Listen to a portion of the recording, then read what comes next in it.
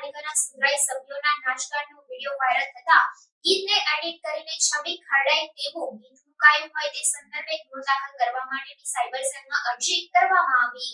દાહોદ નગરપાલિકાના 25 સુધરાઈ સભ્યો રાજસ્થાનના કુંભલગઢ પ્રવાસે જતા રહેતા અવિશ્વાસની દરખાસ્તની વાત વહેતી થઈ હતી। પરત આવેલા સભ્યોએ પ્રમુખ સામેની નારાજગીના અનુસંધાને કરેલી અરજી મામલે જિલ્લા પ્રમુખે તમામને સાંભળ્યા હતા। તે પૂર્વે જ પ્રવાસે ગયેલા સભ્યોનો ત્યાં નાચગાનનો વિડીયો વાયરલ થતાં ખળભળાટ મચ્યો હતો। ત્યારે હવે આ વિડીયોમાં ગીતને એડિટ કરીને છબી ખરડાય તેવું ગીત મુકાયું હોય ગુનો દાખલ કરવા માટેની એક અરજી પૂર્વ પ્રમુખે સાયબર સેલમાં કરી છે।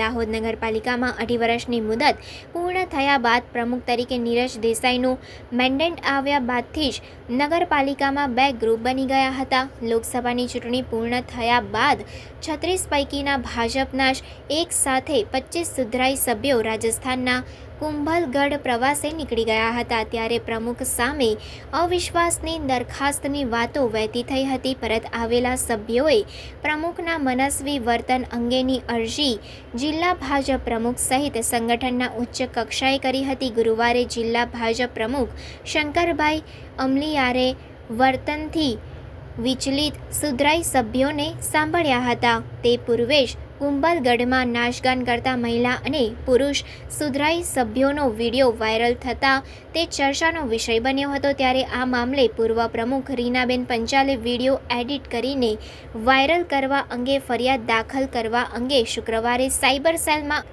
અરજી કરી।